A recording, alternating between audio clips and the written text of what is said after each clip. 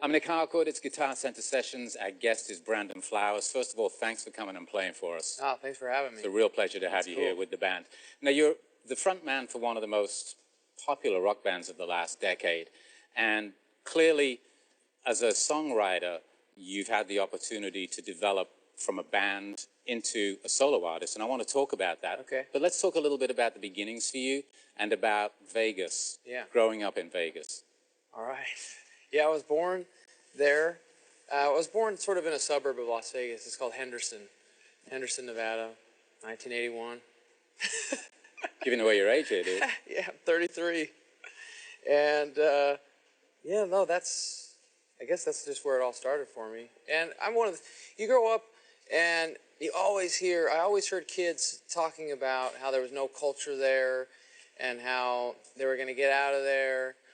And I just never felt like that. I always felt like I belonged there, and I loved I sort of loved the history, and I thought we did have a culture, and I still do, and I'm still there. When were you first introduced to music? What's your earliest memory of music? My earliest memory of music is from my brother. He was a huge fan. In those days, he's 12 years older than me, so he was a fan of alternative music. That's a big age difference as well. Yeah, so now alternative has such a different meaning, but in the 80s, alternative was a pretty specific thing, and I specifically remember Just Like Heaven from The Cure blasting from the other side of his locked door, and I knew that I really, really liked that. What other bands was he listening to at the time that were inspiring you? New Order, the Cars, and the Smiths, and all that great stuff. I sort of inherited that later on. You really fell in love with British music as well, didn't you? You were referencing all Brit bands. Yeah, and I didn't realize it at the time. What happened was in the 90s when CDs started to take over, my brother would buy, Kiss Me, Kiss Me, Kiss Me on CD, and then I would get the cassette. And then he would buy Louder Than Bombs from the Smiths, and I'd get Louder Than Bombs cassette. And as he replaced these cassettes and moved on to CDs, I inherited the cassettes. And that's how I identify myself with that kind of music. Do you know what the inspiration was for you, though? Do you know what it was about those songs and those artists that grabbed your attention? I just gravitated towards it. There was a lot of heavy music at the time that was getting popular, and grunge was taking over, and it just wasn't for me. And this pop music and these sort of beautiful melodies and these great singers and great lyricists that were coming from England and had a decade before were the ones that were really grabbing my ear. You mentioned lyricists. Were words always important to you? I think they were. I didn't realize it at the time. And I was also, I don't know, at this time my family had moved to this really rural town in Utah, and it was just 2,000 people and not even a stoplight, and it was very country. And so here I am listening to, I'm getting my sort of vocabulary from Neil Tennant and Bernard Sumner and Morrissey, and singing about stuff and using words that I don't even know, I didn't even know what they meant yet until I was older. And so it was a really strange contradiction I was living. When did you figure that this was something you wanted to do? Not until I was late teens. I was working at a golf course in Las Vegas, and I became friends with a guy named Trevor. And Trevor was from Washington, and so he's actually from Olympia. So he had this, he's from where Kurt Cobain is from, and the grunge was happening, and he had that bug. He had been bitten by the bug. He was a creative guy, and he was sort of eccentric, and I'd never met anybody like him. And he wanted to make videos, and he wanted to make short films, and he wanted to start a band, and he liked the same music that I did. And literally never crossed my mind that was something that I was going to try, even attempt to do. Where were you when you started your first band? In Las Vegas. So you're back in Vegas. Yeah. What was going on in the local scene? Oh, was there a local scene? It was terrible. It was so bad. I mean, it was a lot of rap metal, I guess. Like? So sorry if you like rap metal. I don't love rap metal, but I'm not gonna, it was just people just playing that type of music. A lot of screaming, a lot of microphones and mouths, and we stood out. You know, we really stood out, I think, because we were so different than the stuff that was happening in Las Vegas. We had melodies, and we were really focused on the songs, and the way that we presented them was so different than the way that these other people were. What kind of places were you playing? Just bars. We would play anywhere that we could. All of them are closed now, and that's so I guess that's one of the sad things when I go back and think about where a young band's going to play now. There's not a lot of places for a young band to start in Las Vegas. What kind of reaction were you getting at the time? You're mentioning the other music that was happening that you weren't particularly into, but I'm guessing because you were doing something different, there was something unique about that as well. Did you find an audience? Yeah, we really stood out. We did. It took a while. There were we would be playing with all of these bands. There wasn't like a scene and that we were particularly attached to. So, but like I said, it was so different that I feel like it sort of took off. It just sort of took off on its own. When did the Killers come together? How did you meet those guys? So, me and Trevor parted ways, and I started instantly looking at the weekly magazines. And in the back there were classified ads, and I would just skim through everyone would put their influences. And so I would just look at the bands. You know, Slipknot, Deftones, and then one was Smashing Pumpkins. And that stopped me because I knew at least I was aware of the Smashing Pumpkins, and they were, you know, a little bit more on the melodic side. And then I look at the other influences with the Smashing Pumpkins, and I see the Beatles, and I see Oasis, and I say, okay, I'm going to call this person. And that ended up being Dave Cooney, our guitar player. And so I went and knocked on Dave's door, and we sort of hit it off and started writing really shortly after that. What was that process for you guys, writing? How did that happen for you? I think I just had we just clicked. He had a cassette already that had some songs that he was actually singing on, and it had just guitar riffs.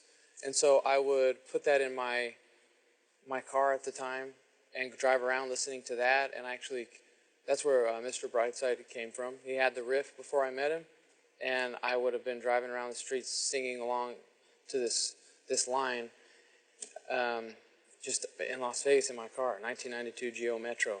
You're cracking me up talking about cassettes as well. Yeah, I know. It's strange now to hear cassettes. Tell us a little bit more about that song.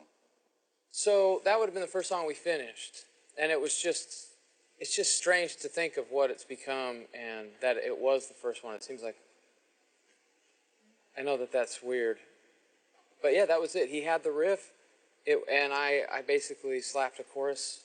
It didn't have a chorus, and I put a chorus on it, and that was it. We played it, and we didn't think it was anything special, but I do remember we didn't have a drummer and a bass player yet, so I would play bass, and I can hold down eighth notes on the bass. And we went to try out our first drummer. His name was Matt Norcross. I'm told that drummers are always the trickiest member of the band. They always, yeah, it's true. This isn't no lie. Yeah. And so we went to go to Matt's house, and Matt had a drum kit set up in his living room. And I had a microphone, and I was playing bass, and Dave played guitar. And so this was the first time I heard Mr. Brightside with a beat. And I remember being really excited about it. I never heard it like that before. I'd only just sang along to it in my car. Did you know you had something? I mean, did you feel something special about it? Yeah, I knew that it was strong. And this is around the same time that the Strokes' first record was coming out. Sure.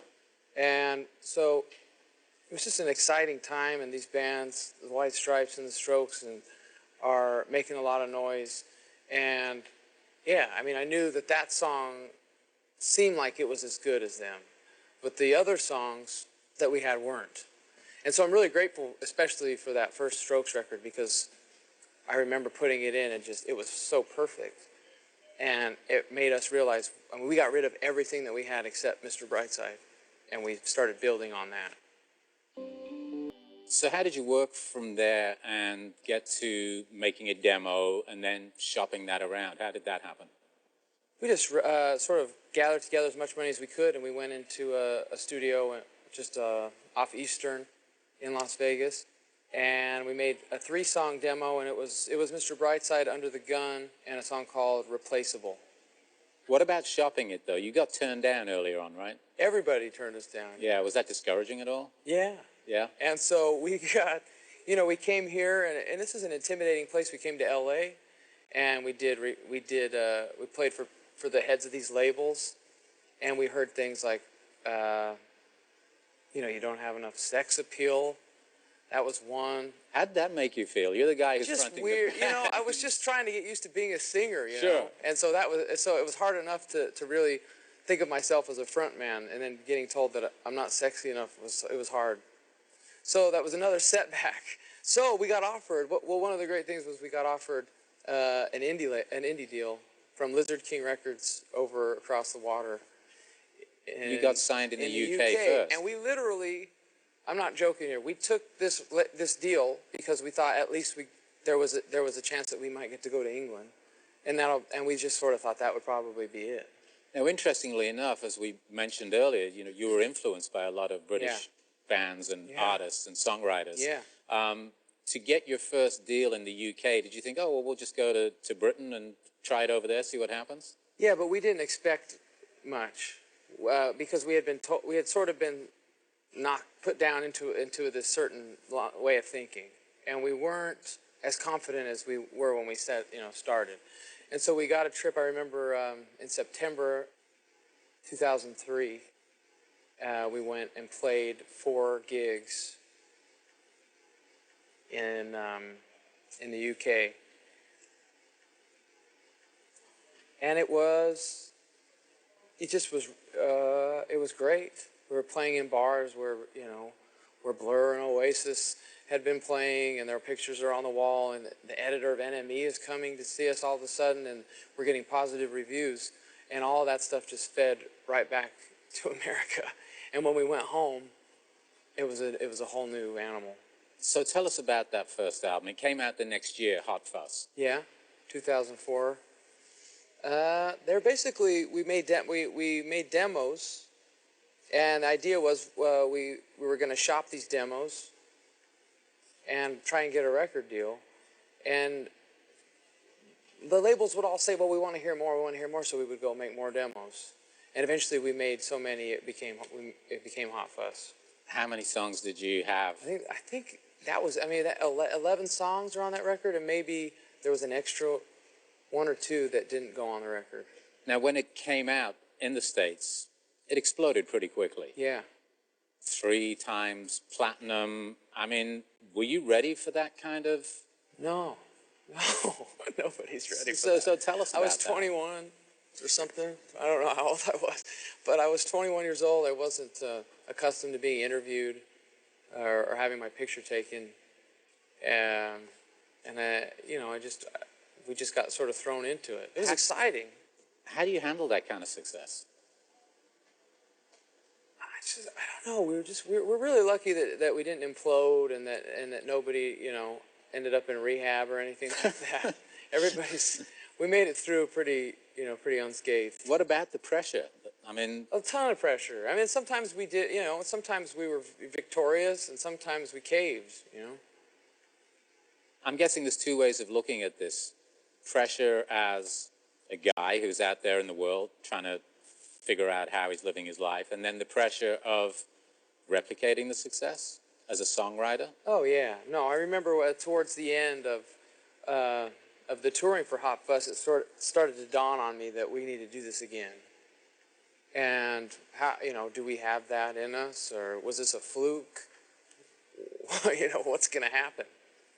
And that was definitely a big sort of dark cloud looming over us at the end.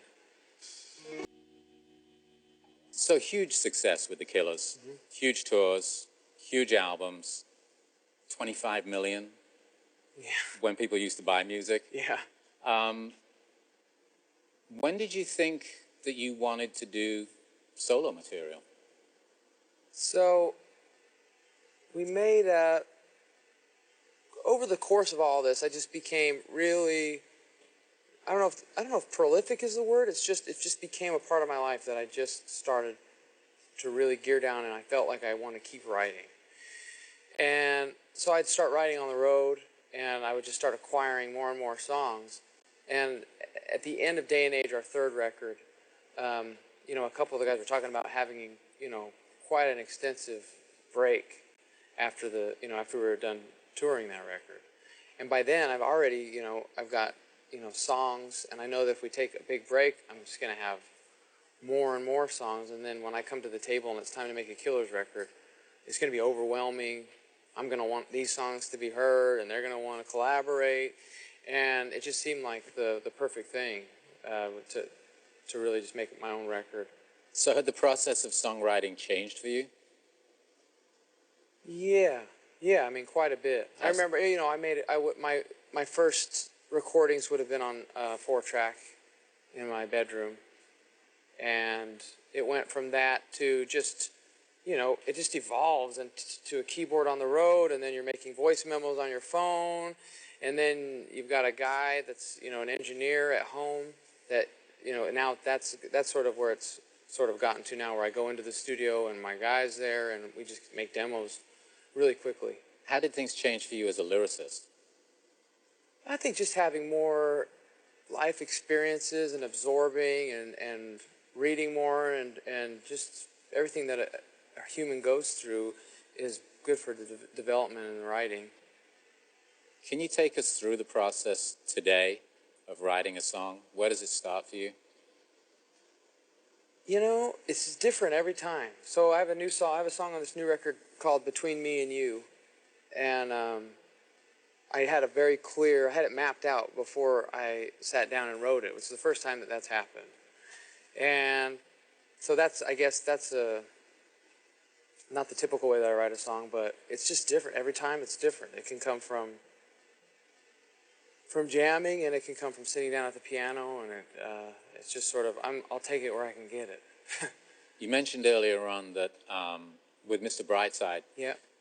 You needed a chorus. Yeah. A chorus is tough? Yeah. I mean, the good ones are.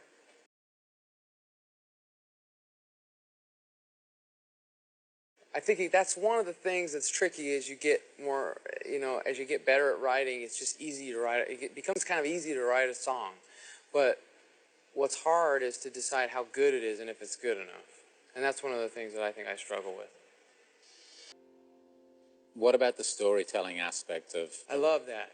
of writing? Who are your influences in that? So I feel like that kind of stuff has just always been there. I think I've just always been absorbing that stuff. So even though I have these very British influences musically, my dad was listening to Jim Croce and Johnny Cash and all this other kind of stuff, and I was taking that in my whole life as well. So that was music you were hearing and not even realizing it was going and I think in. I was definitely picking up on the storytelling from that kind of stuff, I think. Talk about Johnny Cash, because when you talk about storytellers, there's a man, when you listen to a Johnny Cash song, he's telling you a story. Yeah. Can you talk about that and that kind of writing? I think it's just an important thing. I feel like it's missing in a lot of today's music.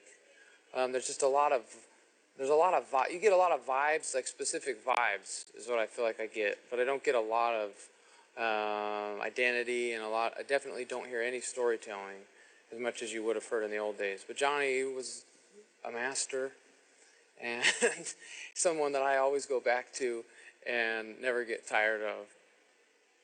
It's interesting to me as I'm listening to you now, because you talk about those British influences, and I don't really think personally of Duran Duran or Depeche Mode as storytellers.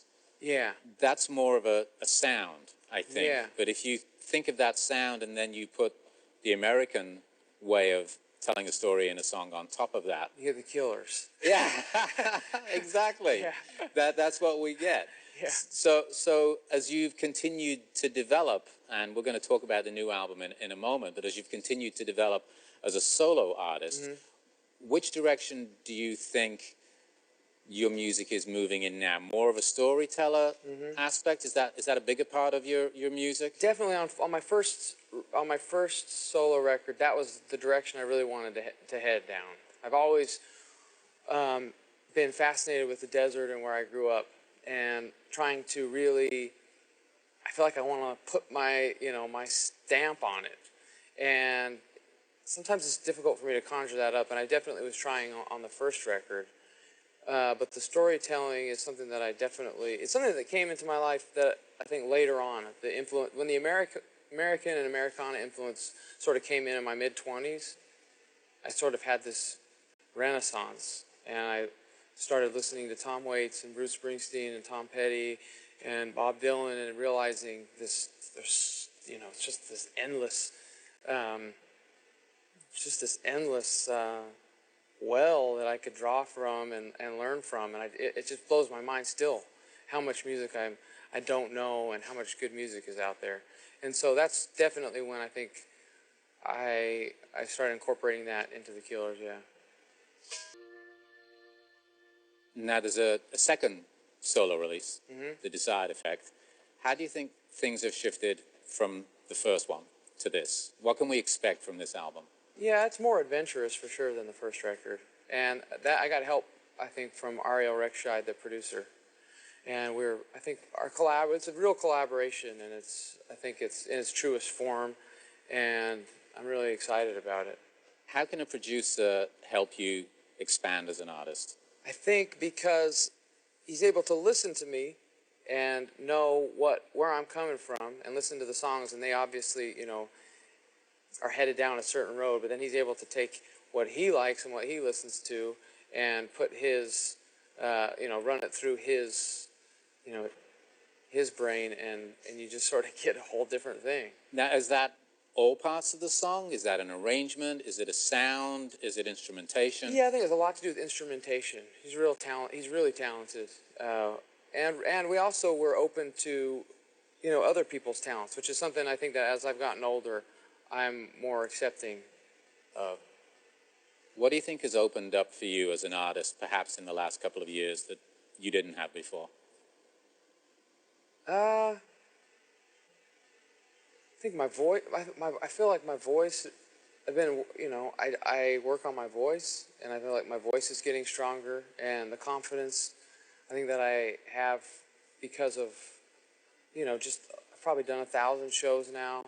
And so I do have a certain degree of confidence, and I feel like I'm starting to feel like I belong on stage, and feel like I shouldn't be afraid to try to write, a great song. It's always interesting to me when I talk to younger artists and they want it now. And you were lucky that you did get success reasonably early, but here we are 10 years later, and you're now telling me that you're beginning to feel confident. Yeah, well, I had these posters. My walls were plastered in posters, and these people that you idolize, and then all of a sudden you're standing in front of a Shure 58, and there's a crowd here, and you're doing what those people do and what they did, and they were great at it. And so it's taken me a long time to really wrap my head around it and really stick my feet all the way into those boots or those shoes and go for it. When you first came to LA, you mentioned that some of the reaction was, well, he's not sexy enough. Yeah. And that bothered you. Yeah. It has to. I mean, we all have some place of self-esteem that we have to come from. Do you just not worry about that anymore, or do you feel sexy now? I feel sexier. Success will do that, right? But but it's I don't know. Success is subjective, obviously. Absolutely. What is success to you? Oh, man. It's changed. It's definitely changed as I've gotten older. One of my favorite lines from John Lennon is where he's thanking Yoko for showing him the meaning of success in the song Woman. And this is this guy that was in the greatest band of all time. But what he's talking about is how he was grounded by, this new family that he had. And I think that I really learned a lot just from that simple line, and I've applied that to my life. And I have 3 sons and a wife, And as long as they're happy and healthy, I think that's what's most important to me, and that's where I really want my success to happen. That's a great perspective. What was it 10 years ago? It wasn't that. It was, I wanted to be, I wanted to be, you want to be David Bowie, or you want to be... I still want to be David Bowie. Yeah, so Elvis. But it didn't turn out great for Elvis. That's true. There's so many places we could go with that, but we'll leave it alone. When you launched your career with the Killers, I'm sure you had dreams. Yeah. What were they at the time? And as things have changed for you as an artist and a man, you reference your family as being the most important thing. What were your dreams then, and what are they today? No, I remember. I mean, I had specific, things that I wanted to do. I wanted to, I wanted to be on the cover of Q magazine. That was something that I really wanted to do, and so that, so some of those things got checked off. Madison Square Garden, that was something. That's something that I think everybody that's ever picks up a guitar or a drumstick, is aware of and wants to do that. What was that feeling like when you walked out on stage at Madison Square Garden? It was great. Well, for us, there was something special that happened for us because we really had to earn it. We went to New York and we played the bars, and then we went back and we played the clubs, and then we went back and we played the theater at Madison Square Garden, and the shows were never great. And something magical happened when we went and we graduated to the arenas, and it was almost like we got the seal of approval from these New Yorkers, and the gigs ever since then have just been through the roof and have been fantastic.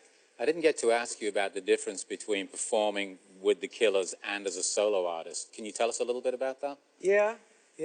Well, we sort of have developed sort of an arsenal of songs, and they're pretty full on in the Killers, and I'm spoiled by that because the shows are very fast paced and a lot of energy.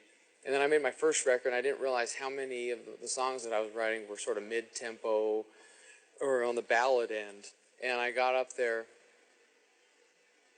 and it was tough to get used to that. There's a really different pace, and you sort of have a freight train going on stage with the Killers, and then it was there are more subtleties and more nuances maybe with my solo stuff, and that's something that took me a while to wrap my head around. Is it fair to say that the solo material has a little bit more, you mentioned ballads, a little bit more of an American feel, a country feel even? Sometimes, yeah, it definitely finds its way in there. And is that from the influences that you mentioned you didn't even know you were taking in as a kid? Yeah, I think so.